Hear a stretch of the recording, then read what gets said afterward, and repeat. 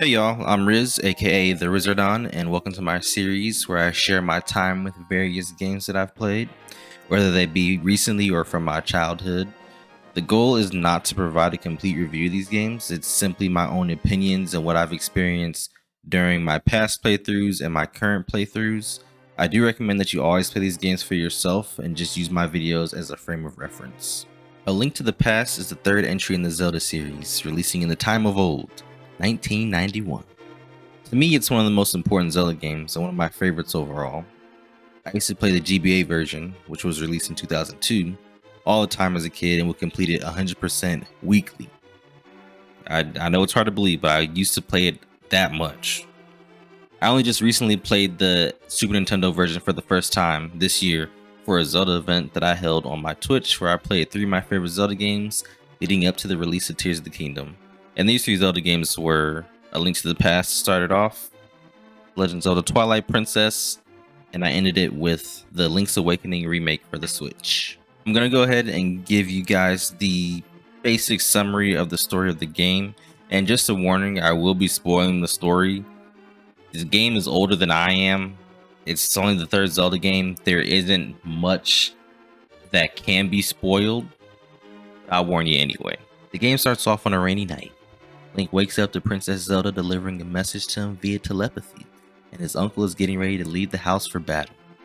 The princess lets Link know that she's been kidnapped by the evil wizard Aghanim, agent of Ganon, and needs to be rescued. Long story short, we follow after our uncle. We find the uncle in the depths of the castle, slain almost immediately. He tells Link that the princess is his destiny. He gives us his sword and shield, gives us a little advice to hold the B button to charge our sword so we can do a nice spin attack, and we're on our way to finish what he started by rescuing Princess Zelda. For now. From here, the goal is to collect 3 magical pendants, obtain the Master Sword, and defeat Aghanim before he summons Ganon into the World of Light, where he will be able to use the Triforce to make an evil wish.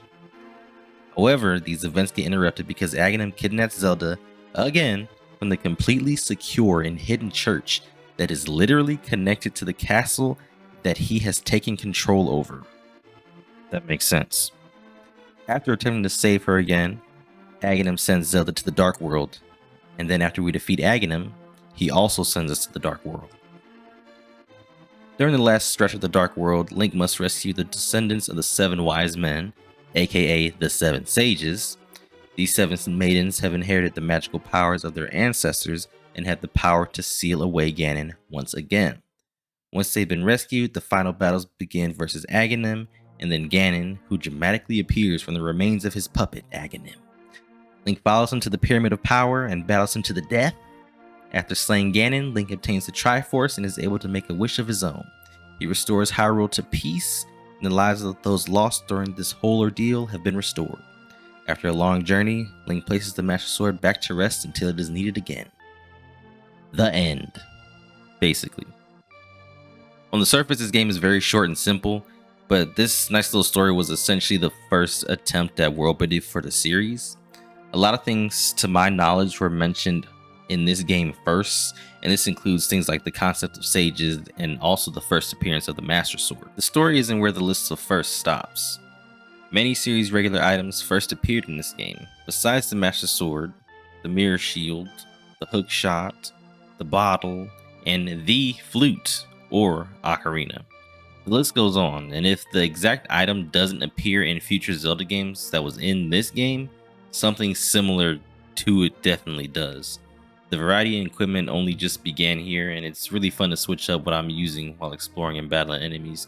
It makes for some pretty interesting moments.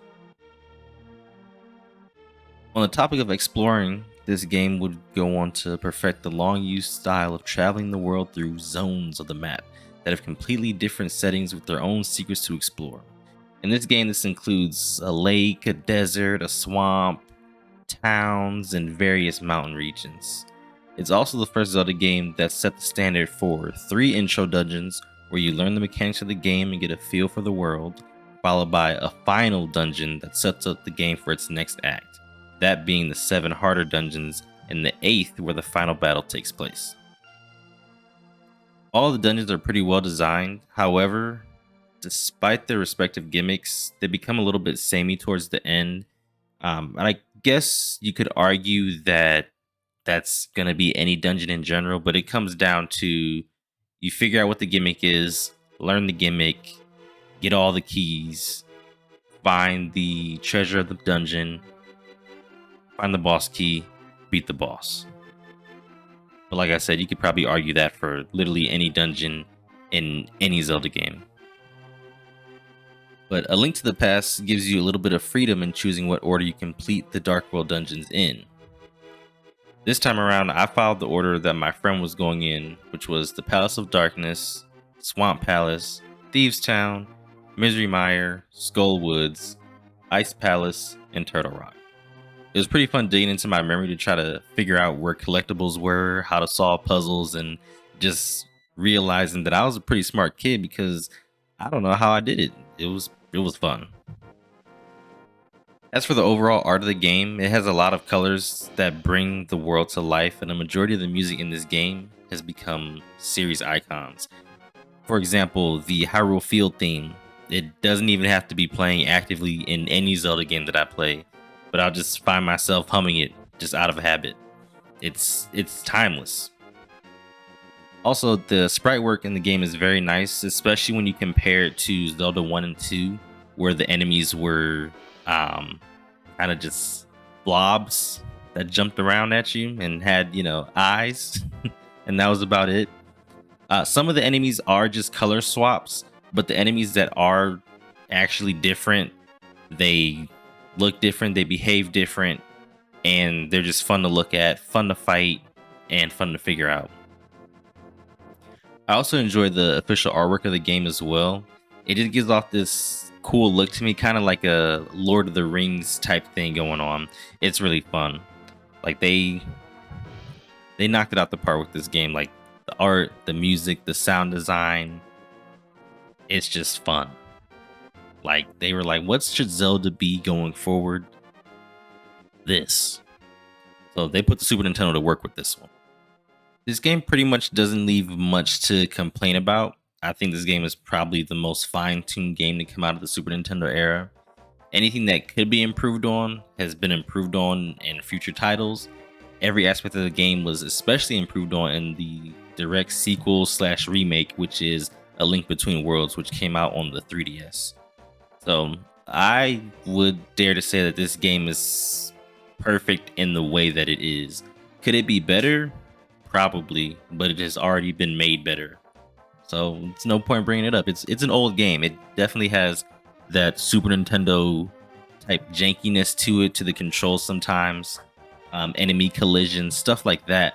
But it doesn't take away from the experience of the game.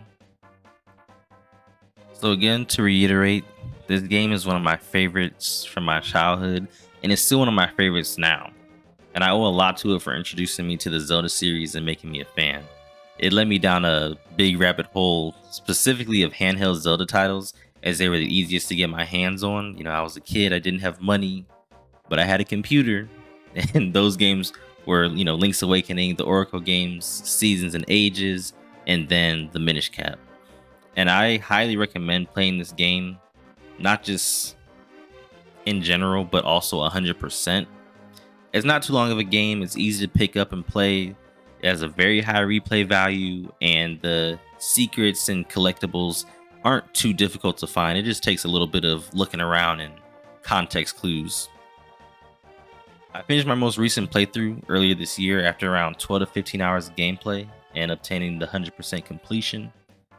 It was a lot of fun spending time with it again after such a long time of not playing it, because I don't believe I've played this game since maybe my mid-teens. Maybe I was like 16, 17. It's been a long time because I'm 24 now. So I really enjoy being able to experience it again. And not only that, but also to experience it again with my friends that watched and played alongside me as I streamed the game. It really made for a more memorable experience. I still think about that time fondly, even though it wasn't too long ago. It was just this February of 2023. But, I'll still go through the Discord and all. Yeah, we had a good time. So this game is full of firsts for the Zelda series and is the blueprint for how the series will grow and evolve. Your favorite Zelda game probably would not exist without A Link to the Past. This game is honestly a masterpiece, in my opinion. This has been my time with A Link to the Past. Thank you all for watching. Be sure to like, share, and subscribe. Stay tuned for more videos and check me out over on Twitch for live streams. I will also be covering the other two Zelda games that I mentioned earlier, which will be Twilight Princess and Link's Awakening. I'll probably go a little bit more in depth with Twilight Princess as it is a bigger game with bigger events and bigger action and bigger graphics. So look forward to that. So take care and I will see y'all later. Peace.